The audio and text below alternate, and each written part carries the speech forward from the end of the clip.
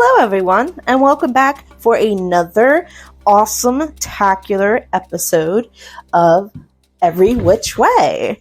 So today is going to be a good one. I know it. And, I'm excited. Hi! How are you guys doing? How have you been? Did you have a nice week and a nice weekend? Were you nice to yourself? Did you do anything fun? If you did, I would love to hear about it. Right now, I'm recording this on a Saturday evening, and it's been raining all day here in Hanover.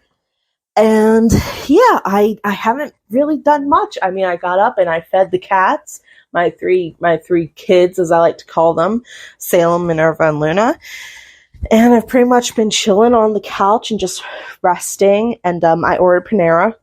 And right now, that's actually my drink. I got an agave lemonade, and that's what I'm drinking right now. So, yeah.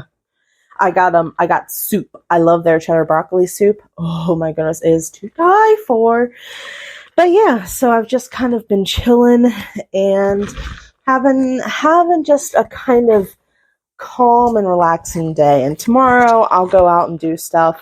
Tomorrow, Sunday, is the New Moon Women's Circle at Sacred Moon Circle, and I'm ready to go to that. So, yeah.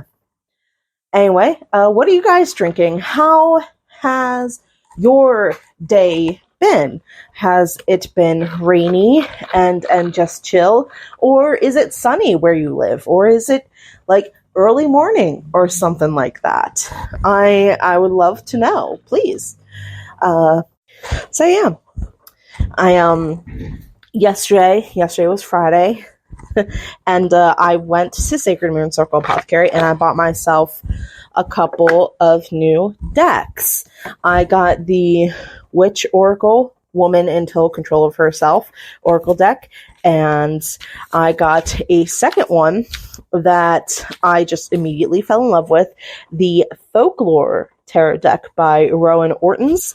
And this deck is not just gorgeous to look at, but it is so cool. Like, it's got mythical creatures, it has deities, it's just, the art is phenomenal. And I know I say that about everyone, but this one, seriously, it is so cool. And I'm not gonna lie, I've been playing with this one more than the other one, which I was the most enthused about getting. But yeah, so, alright, enough about that. What am I going to be talking about today? Well, I am going to be talking about Ostara, or Ostara. Yeah, that's what I'm going to be talking about. It's going to be great. So, because it's coming up, I think the week after this episode airs is when Ostara is going to occur. At least I'm pretty sure if I know how to read a calendar. And granted, my oh my goodness, my mind just went blank. Anyway, not important. But yeah, so that's what I'm going to be talking to you about. So this week, Ostara or Ostara, and next week is going to be a Sabbat Spooks. And listen here, guys. So I have made an executive decision. Okay. And it's not a bad one, at least I don't think, but I'm making it. So I am going to, the next couple of Sabbats, of course, the following one after this one's going to be Beltane, and then Midsummer. And then we've got the year anniversary, probably before that, actually. But once I finish Beltane and Midsummer, what I'm going to do is I'm going to rotate the Sabbat Spooks, with the exception of Samhain, because I'm going to have a Sabbat Spooks on that every year, because that just makes sense, of course. But I feel like that you guys would prefer more content on actual spiritualism and witchcraft and stuff like that, and not be kind of bombarded with a lot of Sabbat Spooks. I hope that makes sense. And if you guys prefer that I keep it at 8 Sabbat Spooks a year, one on each of the actual Sabbats, then please let me know. Let me know on Facebook. Let me know on TikTok or Instagram. I'm primarily more active on TikTok and Instagram. Speaking of TikTok, so last week's episode, I kept saying Twitter, I think, and I meant to say TikTok. So every time I said Twitter, just think in your mind TikTok. I didn't catch it until I was, until I had already uploaded that episode, and I wasn't going to take it down and edit it and stuff like that. Mostly because I'm lazy, but also because it was already up and I don't want to take longer and have someone miss it or something like that, if that makes sense. So, but yeah, that's what I've decided to do. But if you guys would prefer that I do a Sabbat Spooks at every Sabbat instead of every other one, then let me know. All right. But anyway, we're talking about Ostara, and do pardon my pronunciation. I've always called it Ostara, but if it's Ostara or something like that, please just be gentle and kind with me. So, aka the spring or vernal equinox. All right. So the word in and of itself, Ostara, comes from the spring goddess Ostara. Is that how you pronounce it? Hold on. Okay, so I paused the recording to look up the pronunciation on Google, and it's either pronounced two different ways. Youster, which is a little, I don't know about that, or Estra, or Ostra. So I'm just going to go with Estra, just because that sounds... that's not gonna lie, that's the easiest that I could pronounce. But please, if you know the correct pronunciation, do hit me up and let me know. Please help a witch out. All right. But anyway, so the word Ostara comes from Estra's name, and her name is a Germanic and Anglo-Saxon. She is a Germanic Anglo-Saxon deity of dawn and spring. Her name also she herself has been called Ostara, and she also stems from Celtic mythology as well.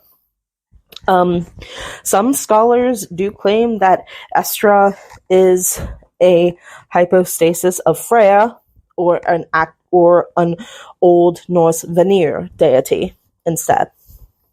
So, Ostra is a divine maiden that brings the dawn, springtime, and resurrects the world after winter has moved on.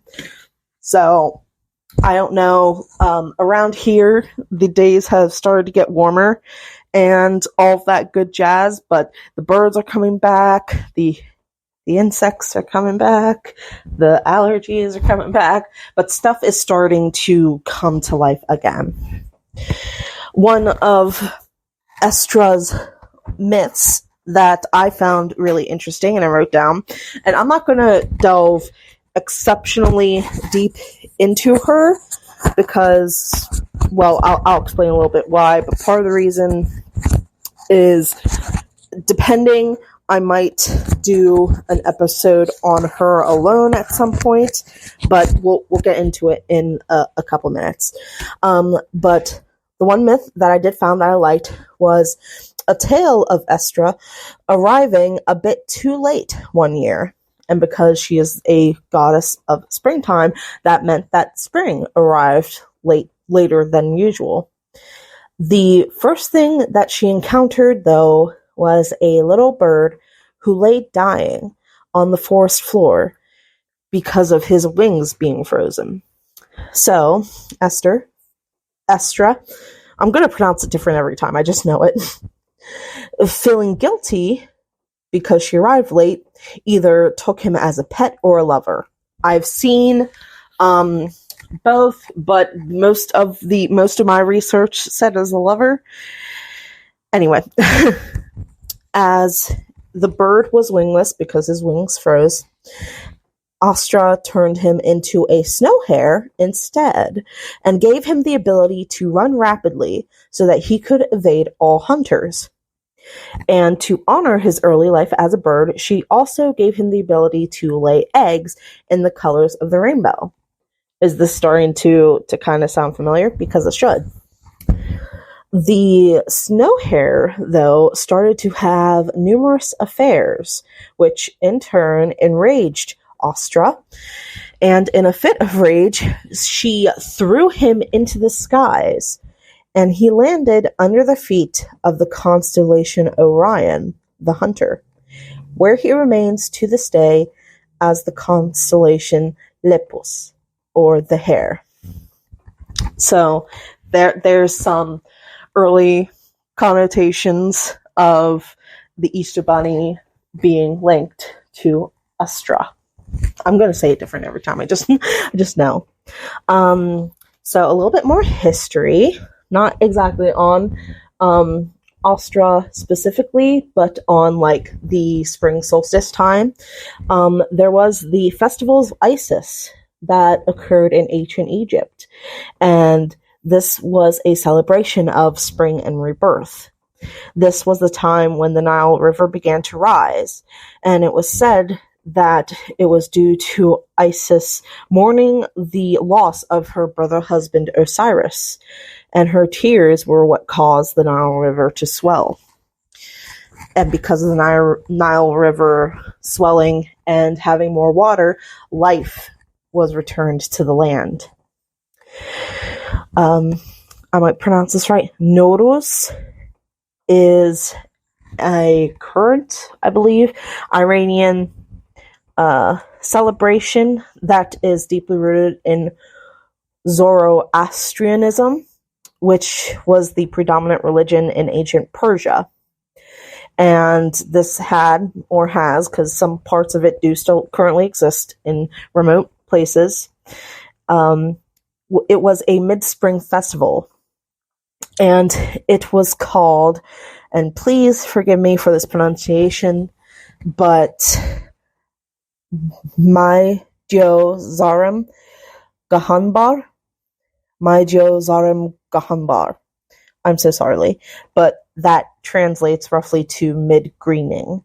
And I did try to look up how to pronounce that, but all I got was videos on the actual like celebration and not on how to pronounce it. So if anyone would be so kind as to send me a link to how to pronounce it, I'd be very grateful.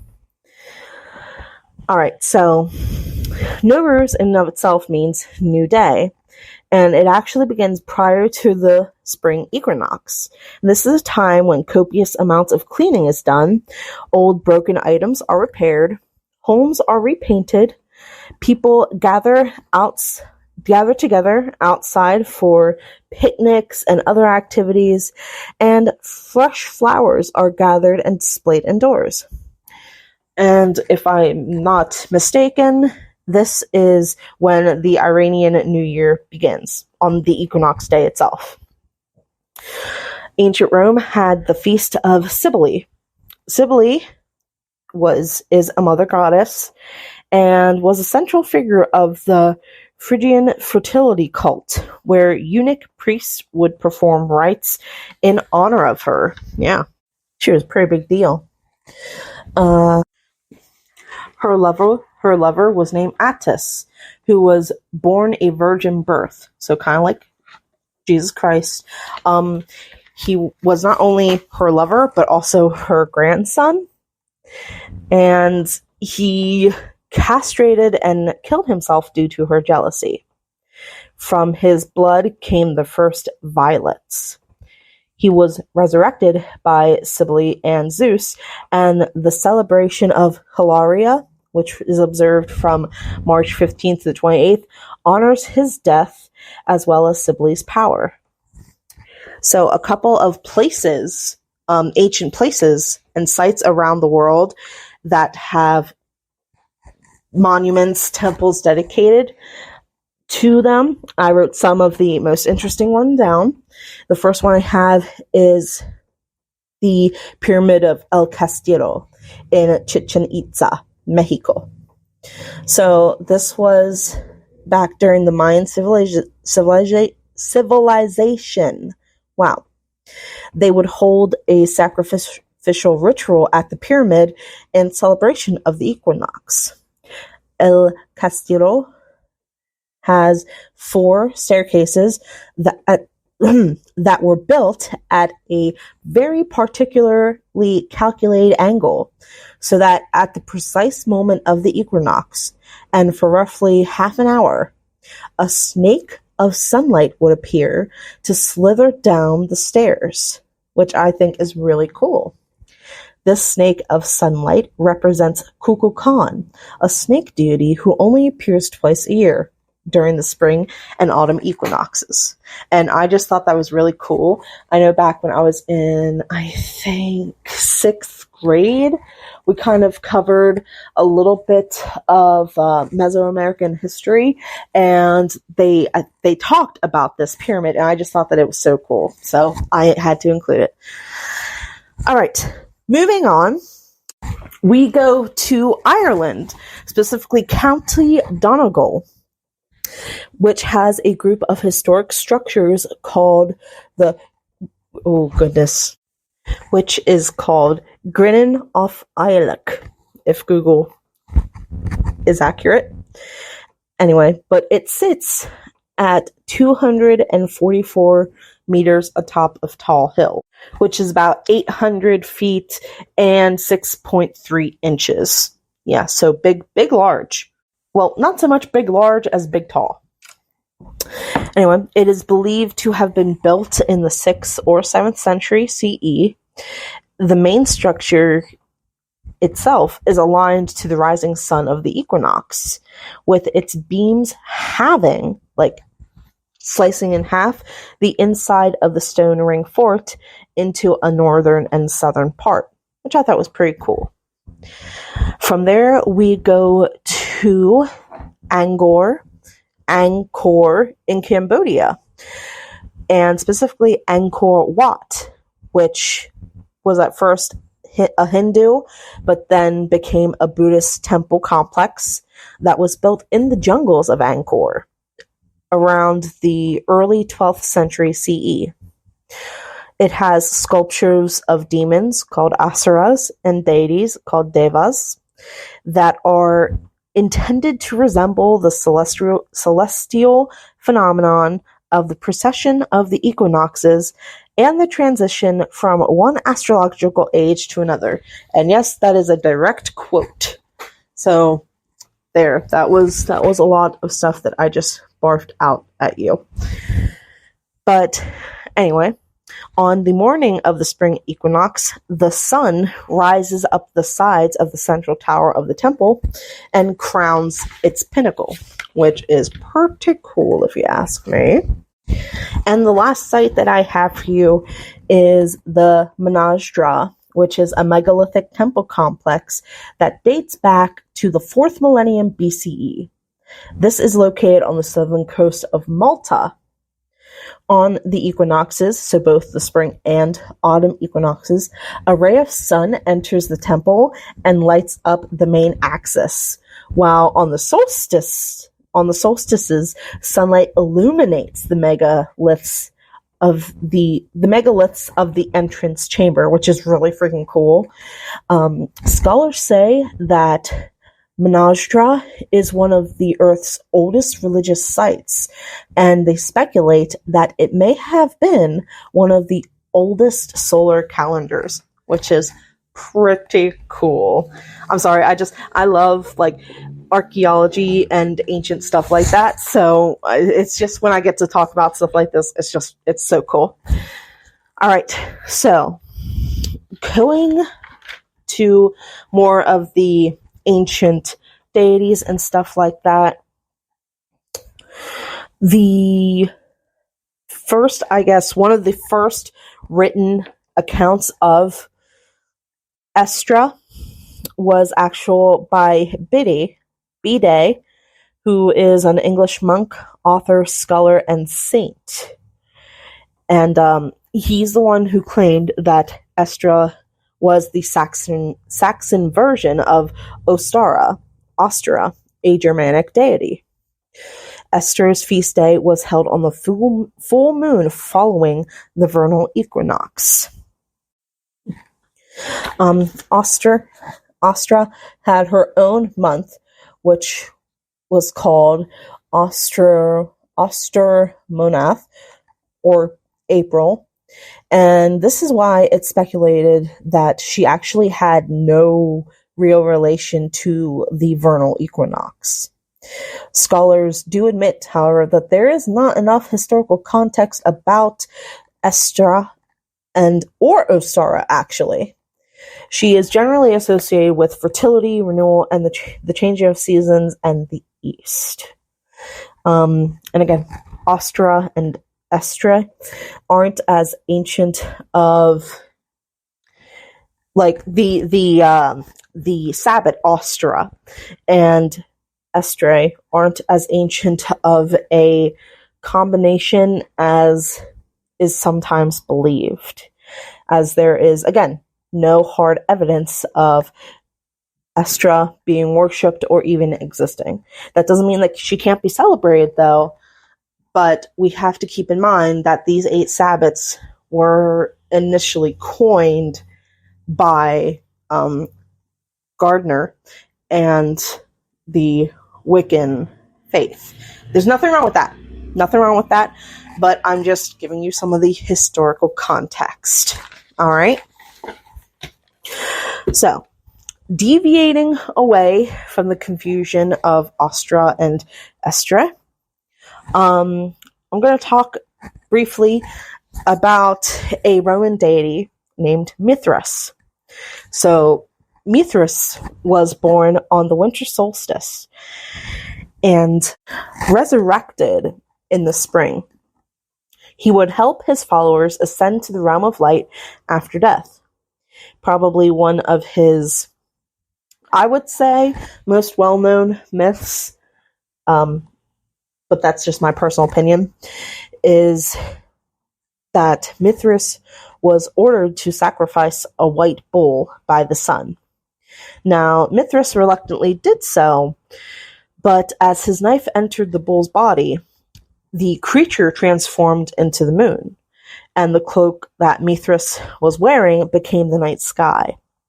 Flowers grew where the blood's bull fell, and stalks of grain sprouted from the tail. And this was one way that the Romans linked spring with the deity. Now, the ancient Druids themselves didn't celebrate Ostara, but they had their own holiday. It's pronounced Alban Eiler, which roughly translates to light of the earth. Now, the thing with this equinox is, with both equinox, is that this is when day and night are both equal. And for the ancient Druids, Alban Eiler was a day where crops would be sown and was considered a transitional period of time. Bacchanalia is, a Greco-Roman festival that was held in March that celebrated the deities of Bacchus and Dionysus, who were prominent wine gods. Now, this does not have anything to do with the equinox aside from the timing. The festival was about wine and physical pleasure instead of the day and night being equal. So, equinox itself means equal night. And when you break it down, the portion of equal in Latin is equus, while nox means, night. Now, depending on where you live in the world, day and night aren't always equal. If you live closer to the equator, the daylight is longer, where if you live farther away, night is going to be longer, Blah. So, Ostara and the spring equinox are both very much about rebirth, birth, fertility, renewal, balance, light, change, and growing in strength. I think we have to take into account that even though Ostara itself stems mostly from Wicca and Gardner. There have always been celebrations of the spring equinox because it was a time when winter was starting to fade and life was returning to the earth again. This was a time when people would be able to go out. They didn't have to stay cooped up all day and all that jazz. They could start to prepare for the oncoming planting of the things and harvesting of the foods. So, a few ways that you can celebrate this wonderful Sabbath, and this is not a finite list. This, however you want to celebrate, that is a-okay. That is legitimate. But here are just some ways. Have a ritual that welcomes spring and light. If you do have a ritual, it would also be a good time to bless any seeds or flowers or anything like that you want to sow or plant throughout the year. Meditate. Always love a good meditation. Honor Ostara symbolically. Some of her animal representatives would be any baby animals, rabbits, eggs, chicks. These represent fertility of the animals, the land, and the mind. And again, even if there is some debate on if Ostara was really legitimately worshipped like hundreds of thousands of years ago, that doesn't mean that she still can't be today. All right? Whew. Okay, I just wanted to get that. Just wanted to make that very clear. Moving on, you could wear or decorate with pastel colors. These are the colors that you would see in nature around you, as they would be new growth and birth. So this is where you're going to have your yellows, your pastel pink, your blue, your light blue, your white, stuff like that. Color eggs or have an egg hunt or both. Totally legitimate. This is a time where maple syrup and honey are often starting to be made and produced, so you could make an offering of either one of those or both to your deities, your spirit guides, your ancestors, the fae, whoever you work with. I do have a recipe at the very end of these notes that I'm happy to share with you. Do some spring cleaning. Always a good thing to kind of get rid of that winter staleness and liven things up in the home. And kind of on the other corner of that, do a home blessing or something like that.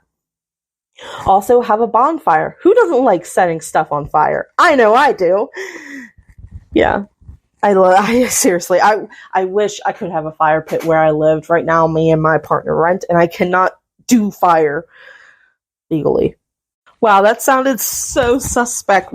What? Okay, listen. What I mean is that my landlord, they don't like when I do things, so I don't tend to do them often, but I do occasionally dabble in things that I'm not supposed to do. Anyway, moving on. Create an outdoor altar or some sort of sacred space. Divination during this time, you could focus on balance and the coming year.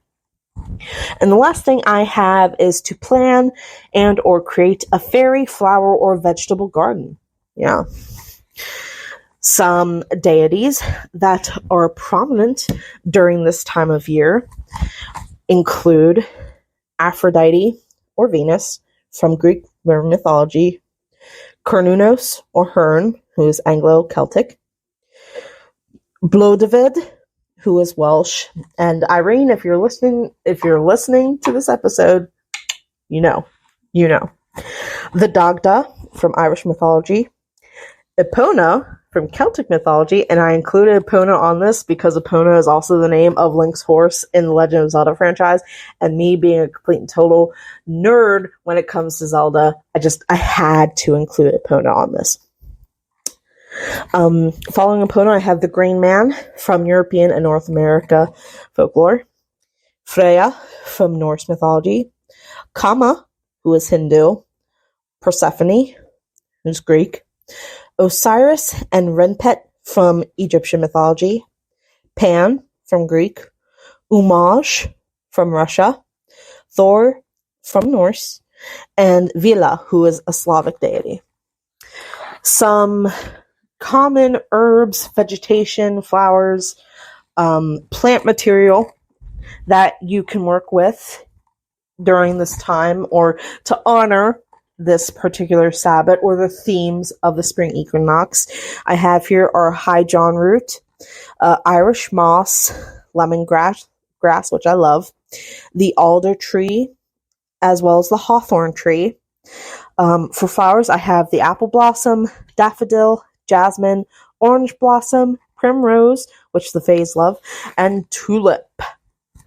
Some crystals, minerals, metals that really help boost energy and whatever working for the Sabbat, or any agate, aquamarine, bloodstone, and silver. I have a list of animal and mythical creature correspondences. The first one I have are bees, and bees typically are associated with new life and good health. Butterflies for rebirth, chicks for new generations, fertility, of course, and things to come. The phoenix, who is symbolic of rebirth and new beginnings as well. The rabbit, of course, who is focused on fertility, prosperity, and abundance. And lastly, the robin, who is the first sign of spring, of the winter ending, and sun and warmth returning. That is not a complete list. I just picked out some of the ones that I liked. The tarot cards that are most associated with Ostara are the Fool, the Magician, the High Priestess, the Empress, Strength, Justice, and the Star. And I find it really fascinating that they're all major arcana cards. So, food and drink that is most plentiful during this time of year include asparagus, dill, eggs, drinks that come in spring colors, so your light blues, your pinks, your oranges, your yellows, stuff like that. Honey, naturally, lamb, lettuce, mead, radishes, seafood, and spring onions. Now, to finish off my Ostara notes, I have a recipe for honey cakes. Okay? Now, this does involve egg, so if you are vegan, I'm sorry I don't have a vegan substitute, but I'm sure that there are more than one recipe out there that are vegan friendly. And I hope that you're not offended or anything like that. This is just one that I found that I liked, so yeah, I'm sorry. So, the ingredients that you're going to need is 2.5 cups of flour, 3 teaspoons of baking powder, 1/2 teaspoon of baking soda, 1/2 teaspoon of salt, 1 cup of granulated sugar, 2 teaspoons of cinnamon, 1 cup of honey. Usually, I like to buy locally sourced honey, so I would recommend doing that. But hey, times are hard, everything's expensive, the world's on fire, so go with whatever you can afford. 1 cup of honey, 1/3 cup of vegetable oil, 4 eggs, 1 teaspoon of orange zest, and 1 cup of orange juice. Now, you're going to want to preheat your oven to 350 degrees Fahrenheit. Your next step is to grease and flour 2 round 8 or 9 inch cake pans, or whatever pan you want to use, no judging. You're then going to want to blend all of your dry ingredients together. And then once they're nice and neatly blended, you're going to want to add all of your wet ingredients and mix well. Once that's all mixed and there's no big bumpies or anything like that, you're going to want to pour your batter into your pans and bake for approximately 28 minutes or until they're golden brown. You're going to want to check your cake centers with a toothpick and remove them from the oven when the toothpick comes out nice and clean. After that, you're going to want to let your cakes cool for 5 minutes, and then you can eat them to your heart's content, have mead with them, ice them, do whatever you want with them. But yeah, that is all I have for Ostara. I hope that you guys learned something, and I hope that I didn't make a total fool of myself. I don't think that I did. But before we go, I want to do two things. The first thing that I want to do is I'm looking around, that's why I'm kind of like, I want to do a, because the next episode is going to be a Sabbat Spooks, and I want to consult Pumpkin Jack, because it's been a while, and he's underneath Aggie. Excuse me. Sorry. Aggie is one of my 3 witch friends, witch dolls that I have. And she's an old decoration, but I had her sitting on top of Pumpkin Jack. So I don't know if you guys can hear that rustling, but we're gonna pick a topic for Sabbath Spooks. So something super duper spooky. Super spooky, super scary. Okay, we got one. What is it? Oh, okay. Well, that's going to be interesting. That's going to be really cool. I wasn't expecting that, but I'm not going to lie. That's actually, I'm actually excited about that. Not that I'm ever not excited for Sabbath Spooks. Of course I am. But you guys will, I don't think you guys will be disappointed. And the second thing I want to do is a card pull. I know it's been a while. I haven't done one, I don't think, for a little bit. And I'm going to be using my Folklore Tarot deck by Rowan Orton's. And here we go. I've been playing with this one since I got it yesterday on Friday. And I haven't been able to put it down. So let's see. A card for this coming week. So what can we expect? Ooh, better yet, a card for Ostara. What is Ostara? What do we need to keep in mind for this wonderful Sabbath, this springtime equinox? So what do we want? Let's see. I'm going to keep shuffling here until something either falls out or I feel like we're good with the shuffle. And I've been shuffling it so much these past 2 days. And the cards, they fit just so nice and neat into my hand. And they just, okay, I'm going to sound really weird, but I love like the smell of a new book or a new deck of cards. You know that smell? I just love that. And these cards, they had it. And it's just, it's one of the best smells in the world. I wish I had a candle that was just like new book smell and just smelled like a new book or a new tarot deck whenever you open it. Seriously, there is nothing better in the world than the smell of a new book. All right. Well, nothing's fallen out, so I'm just going to grab the first one on top. Oh, we have number 8 of the major arcana, which is strength. And it looks like that is a griffin. I'm pretty sure. But let's see here. I have been trying to get more into intuitive readings. But for this one, I kind of want to go with the book. So upright, the keywords are strength, control, courage, inner power. Reversed, which this one is upright, not reversed. Key terms are struggle, rage, pride, feeling powerless, or anxiety. The griffin is a legendary creature originally depicted in ancient Iranian and Egyptian art. It was later popularized in Europe and became a common image in heraldry. It has the body, hind legs, and tail of a lion, with the head, front talons, and wings of an eagle. The lion and eagle are both symbols of strength and power in their own right, and when combined make the griffin an even stronger symbol. Many legends reference the griffin as a guardian or protector. This card not only emphasizes physical strength, but also inner power. It teaches us to believe in ourselves and keep fighting, even when things get tough. It has a zodiac sign, which is Leo. It's obvious why Leo would be picked as the symbol for this card, since this zodiac sign is all about strength, boldness, and pride. The lion teaches us to be confident and comfortable in our skin, while also using our strengths to help those around us. And there you have it. I would like to thank you guys for listening to this episode of the Every Which Way podcast. Every Which Way podcast.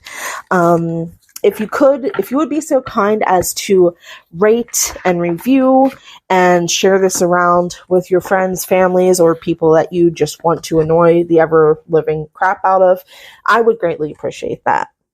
I will see you in the next episode, which is going to be a Sabbat Spooks. I hope that you all have a magically marvelous Monday, and I will see you witches in the next one. Bye, friends!